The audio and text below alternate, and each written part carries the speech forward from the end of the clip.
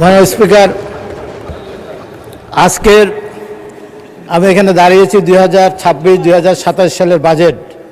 মাননীয় প্রধানমন্ত্রী এবং মাননীয় অর্থমন্ত্রী যে বাজেট দিয়েছেন, এই বাজেটটি জনবান্ধব, ব্যবসাবান্ধব এবং গণমুখী।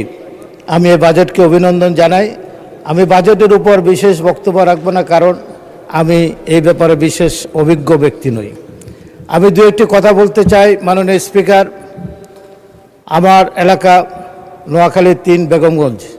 বাংলাদেশের সবচেয়ে ধনী জেলা হচ্ছে নোয়াখালী এবং বাংলাদেশের সবচেয়ে ধনী উপজেলা হচ্ছে বেগমগঞ্জ, বৃহত্তর বেগমগঞ্জ। আমি সেখানকার প্রতিনিধিত্ব করি। অতএব মাননীয় অর্থমন্ত্রী, আমরা বাংলাদেশের রেভিনিউতে, জিডিপিতে নোয়াখালী এবং বেগমগঞ্জের মানুষ যে অবদান রাখে, সেই হিসাবে আপনি আপনার বাজেটটি আমাদের জন্য দেবেন, এটাই হলো আমার আবেদন। আজকে মাননীয় স্পিকার, এখানে আমাদের বিরোধী দলের নেতা, যিনি সংসদে বিরোধী দলের নেতা, ওনাকে দেখতে অত্যন্ত শ্বেত শুভ্র একটি আত্মশুদ্ধ মানব বলে আমি বিশ্বাস করি। তো উনি সংসদে সবার কাছে একটা আবেদন রেখেছেন জাতির ঐক্যের জন্য। আবার উনি কিছুদিন আগে একটি জনসভায় দাঁড়িয়ে বললেন, অতি আসন্ন, অতি শীঘ্রই বাংলাদেশে আরেকটি বিপ্লব সংগঠিত হবে। আমি ওনার এই কথার সাথে একমত হতে পারি নাই। 4 মাসের একটি সরকার, এখানে সবার ঐক্যমতের ভিত্তিতে জুলাই বিপ্লবের মধ্য দিয়ে সরকার এসেছেন, জুলাইয়ের গণঅভ্যুত্থানের মধ্য দিয়ে, এবং উনি এই কথাটি বললেন।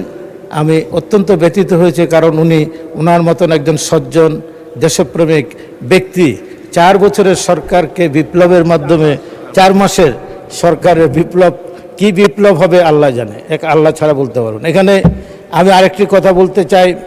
মাননীয় স্পিকার, আমরা যে এলাকার সমস্ত মানুষ আমাদেরকে বলে, সেখানে একটি নির্বাচনের সময় একটি স্লোগান ছিল, আসিয়া যদি বেহেশতে যেতে পারে ফেরাউনের স্ত্রী, তাহলে আপনারা কেন যেতে পারবেন না? আমাদের মা বোনদের যে ইমান আকিদা নষ্ট হয়েছে, আমরা সবাই ফেরাউন হয়ে গেলাম, আর আমাদের স্ত্রীরা, মা বোনরা সবাই আসিয়া হয়ে গেল। এই যে আসিয়ার কি কারণে বেহেশতে যাবে, এটা আল্লাহ নিজে খোদ কোরআনে বলে দিয়েছেন।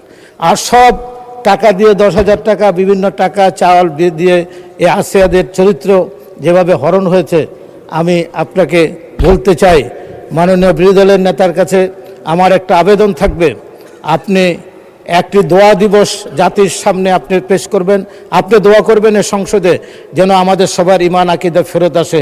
এই যে আমরা সবাইকে আসিয়া বানিয়ে ফেললাম, আর আমরা সবাই ফেরাউন হয়ে গেলাম, এই ফেরাউন থেকে আমরা যেন ফেরত আসি, আর আমাদের মা বোনরা যেন আসিয়ার থেকে ফেরত আসে। মাননীয় স্পিকার, আমি এখানে আরও অনেক কথা আসে। 1947 সালের কথা আসে। আমি 1946 সালে এই উপমহাদেশে ডাইরেক্ট অ্যাকশন ডে হয়েছিল হিন্দু মুসলিম দাঙ্গার সময়। সেই সময় মতুয়া সম্প্রদায়ের নেতৃত্ব, ডক্টর যোগেন্দ্রনাথ, এই শিডিউল কাস্টের নেতারা সেদিন মুসলিম লীগের সাথে ঐক্যবদ্ধ হয়ে পাকিস্তানের পক্ষে তারা ভোট দিয়েছিলেন, এবং সে কারণেই এই পূর্ব বাংলার 5টি জেলা সেদিন পাকিস্তান হয়েছিল, পূর্ব পাকিস্তান হয়েছিল। এবং সেদিন এই মুসলিম লীগের নেতা হোসেন সৈয়দ সোহরাওয়ার্দীর এবং মুসলিম লীগের আপনার হিন্দু উচ্চবর্ণের হিন্দুরা ডক্টর আম্বেদকরকে বোম্বেতে ভোট দেন, উনি পরাজিত হয়েছিলেন। তারপর উনি যশোর এবং খুলনা একটি আসনে হোসেন সৈয়দ সোহরাওয়ার্দী এবং ডক্টর যোগেন্দ্রনাথের সহায়তায় উনি এখান থেকে নির্বাচিত হয়েছিলেন। 47 সালের পরে, এটা পাকিস্তান হওয়ার পরে ওনার আবার গণপরিষদ সদস্য বাতিল হয়ে যায়। আমি এই কথাটি এই জন্য বলছি, সেদিন উচ্চবর্ণের হিন্দুদের বিরুদ্ধে এই ডক্টর যোগেন্দ্রনাথ, তার একটি সংগ্রাম ছিল, মুসলিম লীগেরও একটি সংগ্রাম ছিল। তারা এই দেশের মানুষের মুক্তির জন্য একসাথে কাজ করেছেন। পাকিস্তানের সপক্ষে এই পূর্ব বাংলাকে আলাদা একটি রাষ্ট্র রাখার জন্য তারা চেষ্টা করেছিলেন, সেটা ব্যর্থ হয়েছেন। তা আমি এখানে এই কথাটি এই জন্য বলছি যে এবারকার আমি আমাদের দেশের হিন্দু ভাইদেরকে আমি ধন্যবাদ দিতে চাই। 46 সালে তারা যেভাবে 47 সালে পাকিস্তানের পক্ষে হিন্দু সম্প্রদায়ের এই শিডিউল কাস্টের নেতারা তারা ভোট দিয়ে 5টি জেলাকে পাকিস্তান করেছিল, এবারও তারা বাংলাদেশকে রক্ষা করার জন্য তারা সমস্ত হিন্দু ভাইরা, শতকরা 99% হিন্দু ভাইরা এই বিএনপির ধানের শীষে শহীদ প্রেসিডেন্ট জিয়া রহমানের প্রতীক, স্বাধীনতার মহান ঘোষক বেগম খালেদা জিয়ার প্রতীক ধানের শীষের প্রতি ভোট দিয়ে তারা বিএনপিকে ক্ষমতা আনার চেষ্টা করে। কী কারণে? আমি তাদেরকে জিজ্ঞাসা করেছি, আমরা 1971 সাল আর দেখতে চাই না। আমরা 1 কোটি মানুষ সেদিন ভারতে নির্বাসিত হয়েছিলাম, আমরা রিফিউজি হয়েছিলাম। এবারও যদি আমরা আতঙ্কিত, যদি বিএনপি ক্ষমতা না আসে, আবার না আমাদেরকে ভারতে চলে যেতে হয়। তো এই অবস্থা থেকে 1971 সালের মহান মুক্তিযুদ্ধকে ধারণ করে আমরা 30 লক্ষ শহীদের রক্তের সাথে আমরা বেমানি না করি, এটাকে ধরে রেখে আমাদের বাংলাদেশের অর্থনীতি, বাংলাদেশের বাজেট, আমি যদি এখানে দাঁড়িয়ে বলতে চাই, অর্থমন্ত্রী আছেন, বাংলাদেশের বাজেট প্রণয়ন করার জন্য কোথাও যেতে নাই। পৃথিবীর সমস্ত 700 কোটি মানুষের একদম মৃত্যু থেকে, জন্ম থেকে মৃত্যু পর্যন্ত একটি প্রশ্নের উত্তর সেখানে আছে, সেটা হলো হযরত মুহাম্মদ সাল্লাল্লাহু আলাইহি ওয়াসাল্লামের জন্ম থেকে মৃত্যু পর্যন্ত ওনার জীবনী দেখলে সকল মানুষের প্রশ্নের উত্তর পাওয়া যাবে। আর বাংলাদেশের জন্মের পর বাংলাদেশের এই যে বাজেট প্রণয়ন, বাংলাদেশের সকল সমস্যা, এটা যদি আপনি দেখতে চান তাহলে জিয়া রহমানের স্বাধীনতার ঘোষণা থেকে ওনার 4.5 বছরের ক্ষমতায় উনি যেভাবে দেশকে উন্নয়ন করেছেন, উনি 1-2টি বাজেট উনি নিজে অর্থমন্ত্রী হিসেবে ঘোষণা দিয়েছিলেন, বাজেট পেশ করেছিলেন। ওনার বাজেটের দিকে তাকালে, ওনার দেশ শাসনের দিকে তাকালে, ওনার দেশপ্রেমের দিকে তাকালে আমাদের সমস্ত প্রশ্নের বাংলাদেশের উত্তর পাওয়া যাবে শহীদ প্রেসিডেন্ট জিয়া রহমানকে। এখানে শহীদ প্রেসিডেন্ট জিয়া রহমান থেকে যদি আমরা বিচ্যুত হই, তাহলে বাংলাদেশের স্বাধীনতার সার্বভৌমত্বের আপনার হুমকির সম্মুখীন হবে। আমি মাননীয় স্পিকার আপনার মাধ্যমে অর্থমন্ত্রীর কাছে দাবি রাখতে চাই, আজকে ইরান পৃথিবীতে একটি মডেল হয়েছে, উত্তর কোরিয়া মডেল হয়েছে। কি কারণে?